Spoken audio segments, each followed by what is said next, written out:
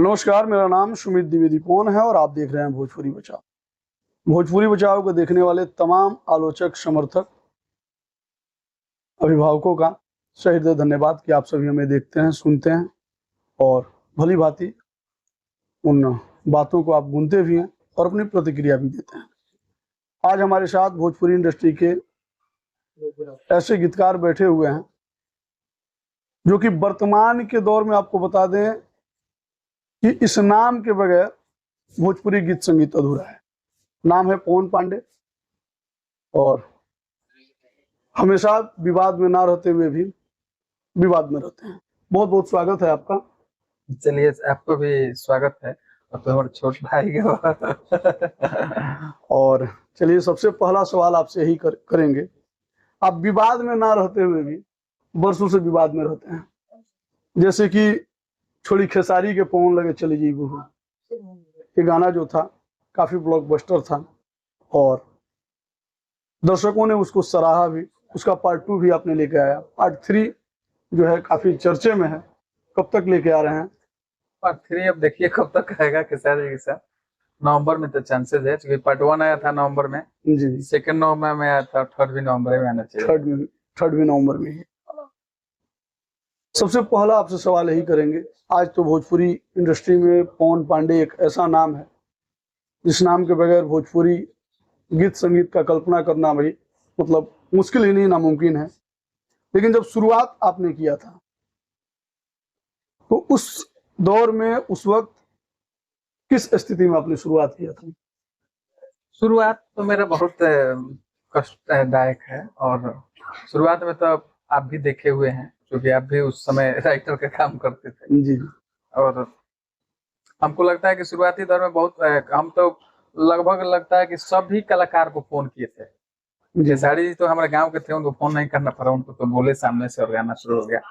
लेकिन सभी को फोन किए थे और उस समय पंकज लाल यादव थे, वो दीपक दिलदार सिंगर जो थे, उनको रंगोली फिल्म में गवाए थे। और सबसे पहली बार पंकज ने हमको 500 रुपये दे करके, क्योंकि रंगोली कंपनी का उस टाइम काम करते थे, और वो 500 रुपया दे करके यही चिरैया टर एक हॉट बीट स्टूडियो है वहीं पे दीपक दिलदार का गाना गवाए थे।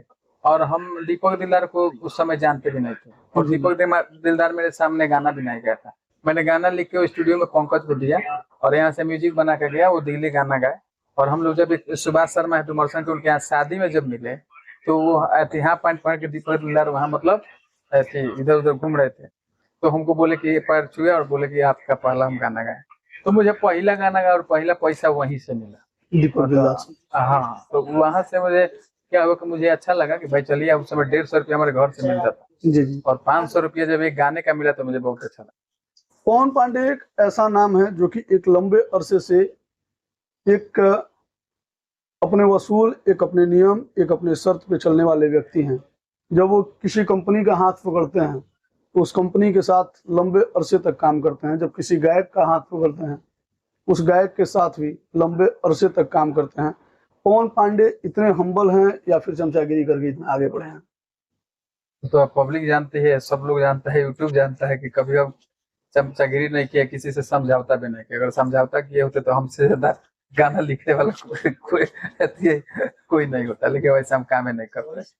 गायकों को फोन करने वाले पवन पांडे जब गायकों को फोन करते होंगे उस वक्त जब स्ट्रगल का दौर था, तो गायकों का क्या रिएक्शन हुआ करता था? उस समय गायक कोई सुनता ही नहीं था रियलिटी में। और उस समय मैंने महेश भैया को गाना दिया था। महेश भैया को गाना मैंने लिख के दिया था जो खेसारी जी के लिए गवाए थे उस टाइम। उसके बाद फिर कृष्णा विद्यार्थी जी हमारे गांव से आए, उनका भी बहुत सारा सपोर्ट रहा, कृष्णा जी का, महेश जी का। लेकिन रियलिटी कहिए तो मेरा पैसा करने शुरू किए वो पंकज। जैसे मैंने एक मीडिएटर होता है जो कंपनी का, उस समय वो भी गाते थे।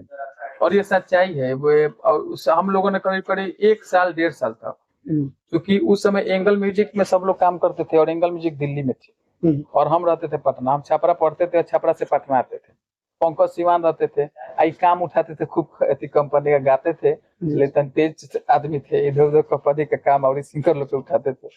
तो उठा कर लेते, तो हम सोचे सबसे बढ़िया गायक लोग के पीछे घूमने से बढ़िया है इन्हीं को पकड़ो, 2-4 को 10 गो गायक को गंवा देंगे, मान लेंगे।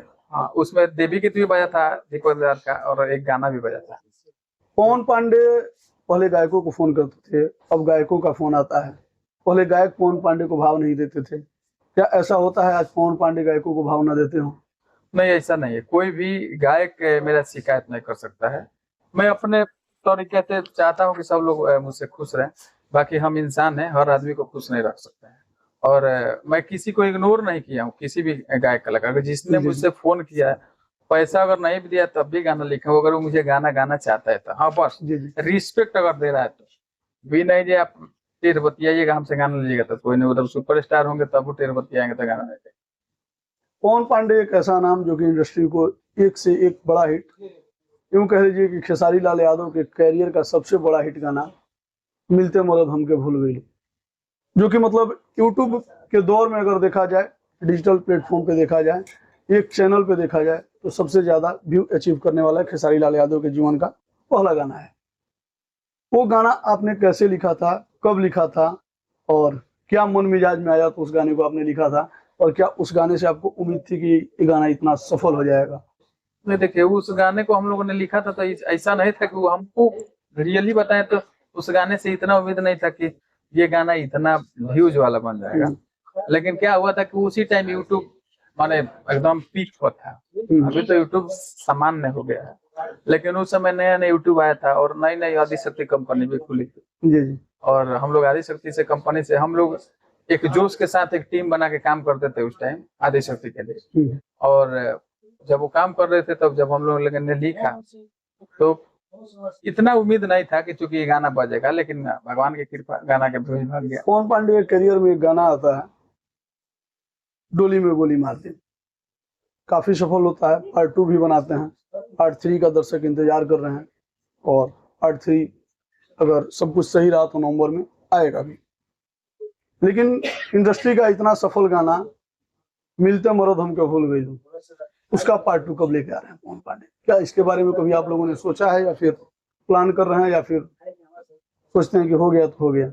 नहीं, पार्ट 2 के बारे में तो कभी सोचे भी नहीं है। मिलते मतलब हम के भूल गए, लेकिन अच्छा किए कि आप याद दिला दिए जी। और याद दिला दिए। अगर दर्शकों का कमेंट आपके इंटरव्यू में आएगा जी। तो जरूर हम कोशिश करेंगे। मुझे बताइएगा कि रिएक्शन क्या है पर मिलते मरद हमके भूल गए 2 का। अगर ज्यादा वोट रहेगा आपके मैं थे इंटरव्यू के कमेंट में तो मैं जरूर उसको लेकर आऊंगा। और मैं अपने आप को सौभाग्यशाली समझता हूँ। और भोजपुरी में कहें तो ये कहेंगे तो जरूर विवाद हो जाएगा। भोजपुरी का ऐसा पहला राइटर है जिसके टाइटल का लोग इंतजार करता है। डोली में गोली मार दे 1 उससे ज्यादा प्यार भरा मिला, क्योंकि 250 से 300 मिलियन होने जा रहा है। पार्ट 2 3 का लोग वेट कर रहे हैं। और एक ही साल से नहीं, हमारा फेसबुक बोले कि 25,000 हो जाएगा फॉलोअर तो आएगा, तो 3 दिन में 25,000 फॉलोअर्स हो गया। बोले कि 1 लाख हो जाएगा तो 1 लाख ये लोग, 2 लाख, 4 लाख से ऊपर है फेसबुक। दर्शकों के साथ ऐसा धोखा क्यों? नहीं, धोखा नहीं किए। देखिए हम ये तो झांसा देना हुआ ना कि 25,000 हो जाएगा तो गाना रहेंगे। बोले थे, लेकिन बीच में कोरोना आ गया था, 2 साल तक कोरोना से डिस्टर्ब थे जी। और हमने 22 में कोशिश की तो नवंबर में आ जाएगा, लेकिन मेरा पैर टूट गया। और पैर टूट गया तो हम काम नहीं कर रहे थे बिल्कुल 3-4 महीना शांत। पवन पांडे गीतकार नहीं होते तो क्या होते? पवन पांडे गीतकार नहीं होते तो वकील होते। और वकील से मैं कोशिश करता कि जुडिशियरी लाइन में जाऊं। और मैंने पोस्ट ऑफिस का नौकरी भी छोड़ा है, मैं LLB किए हुए हैं। तो ऐसा नहीं था, मैंने ट्राई किया, गीतकारी में निकल गए तो निकल गए, नहीं तो एजुकेशन से भी हम पीछे नहीं।